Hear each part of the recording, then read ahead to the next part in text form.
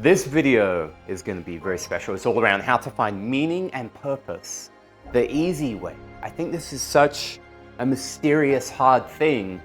I want to show you my easy way, or my hack, if you will, of how to feel incredibly alive, incredibly happy, and incredibly vibrant, and have a mission and a journey and a purpose.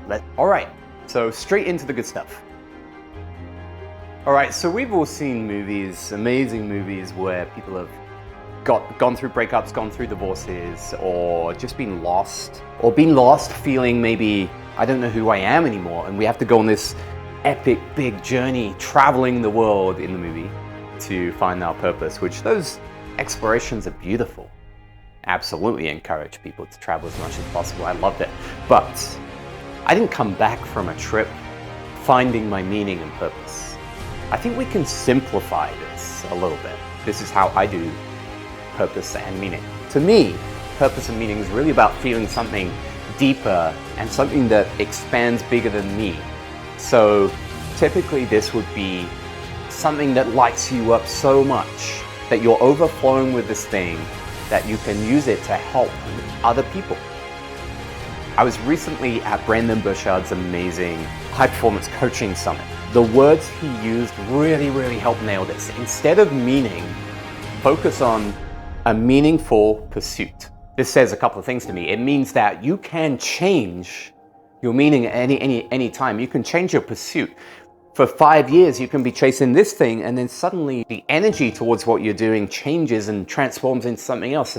But you constantly need to be in a pursuit, some kind of growth and expansion that excites the hell out of you, gives you goosebumps and energy and aliveness while you're on that journey. Yes, hard work, but also it doesn't quite feel like that epic hard work because you love it so much deeply on the inside. So we have to go deep. Number one, keep this simple. Start with the feelings, the core desired feelings that you want to feel in your life right now and over the next few years.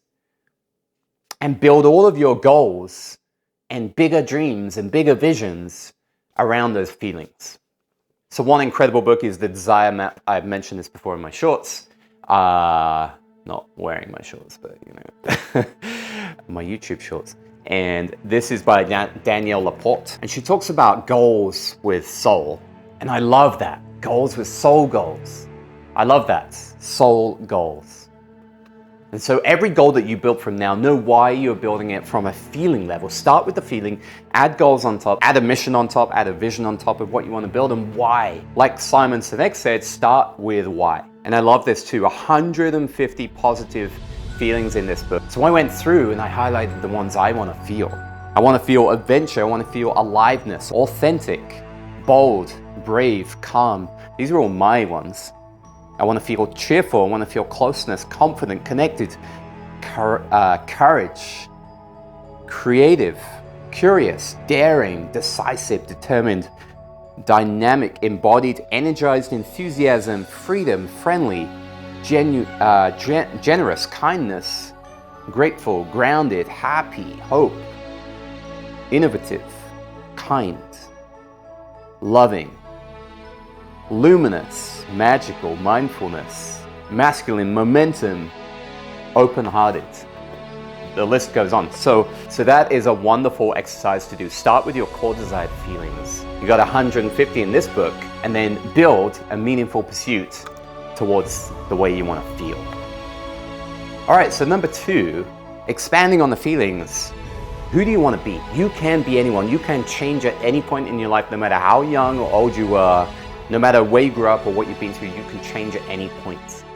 At this amazing conference, Brandon Burchard, he asked the audience of 2,000 people, who's had a massive change in their adult life?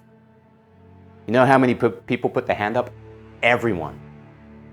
So the next time you say you can't change, know that is just fear trying to downplay and protect you and keep you small and keep you safe from what it feels like to change. And it feels scary to change, but it's the greatest thing ever. Firstly, know you can change, really feel that, and then choose your identity, write it down. I actually, as crazy as it sounds, every single year I invent a new version of myself, a new variation of myself. Ever since my divorce, I have like day version 2, day version 3, the next year, version 4, version 5. And at the start of the year, just before the start of every year, I write down a list of identity statements in I am. And it's written in the way of I am right now, even if I'm not that right now. So I am a confident public speaker. I've never done this before. I am great on video. I never used to be. I started doing the reps, and now I love being on video. I don't care what people think, I love being on video now. I am an amazing dancer. In 2017, I was the 2 left feet person. How many people do you know, especially guys, will not go to a dance class because they say they have 2 left feet? And how many years have you been saying you have 2 left feet? I had exactly the same. I don't literally have 2 left feet, but I went to dance classes, and next minute I was going to salsa and hip hop because, again, the feelings that I felt at these places made me feel incredible. I just started doing roller skate, disco, breakdancing with my buddy. I went to the LA Salsa Convention from 0 dance ability to go to a massive festival in Hollywood because I felt amazing. And the feelings I felt there were on fire. So get really curious about what you want to explore and create a new identity and start writing, I am this, I am that. You can gain any skill, and when you step into that identity, when you really feel it, you'll start to live it in real life, and it will become real. Number 3, brainstorm what are all of your fascinations. So draw a little bubble in the middle without thinking about it, like a mind map. Just draw out anything that comes to you that you are fascinated about. I love doing this exercise every single year. I'll have things like I'm fascinated by human connection. I've gone from really, really shy to be fascinating about human connection, social situations. I'm fascinated about how people flirt. I love to watch it. I love to kind of see the psychology of what's going on. I'm fascinated by the dance world out of nowhere, just because the energy and the feeling and the vibe between everyone is so amazing. I'm fascinated by psychology. I'm fascinated by neuroscience. I'm fascinated by sport. I'm fascinated by flow and flow states. I'm fascinated by the brain. I think if you really dove into this, you would have so many fascinations. Get back to when you were a kid as well. What sports or new skills or new abilities are you fascinated by? What new identities are you fascinated by? Do you want to be a public speaker? Do you want to be on stage? Do you want to be an entrepreneur? Do you want to start a new business? Just brainstorm all of your fascinations. And then when you're done, drop my pen. When you're done, go through and start the ones that make you feel the most alive, the most goosebumps, the most electricity, the most things that align with your core desired feelings. Now you have something to drive towards, and it's all about that meaningful drive, that pursuit, because that is the thing that will create the electricity inside you that makes you love the hell out of life. And it feels incredible. You feel so alive when you go on this journey. You don't actually have to achieve anything. You just have to head towards it with aliveness and energy. Number 4, make sure you journal. I actually like to audio journal these days. I video journal now. It makes me practice getting on video. I use your journal as a tool for future gratitude. I got a great friend, Jess, and she does this all the time. And she was absolutely blown away how things from her gratitude journal a year ago, she was future gratituding as if they were real right now. And a year later, she couldn't believe how many of them were true already. When you're journaling and when you're doing your identity statements, like I said, write them as if they are true now and try to believe them, embody that belief so you actually feel.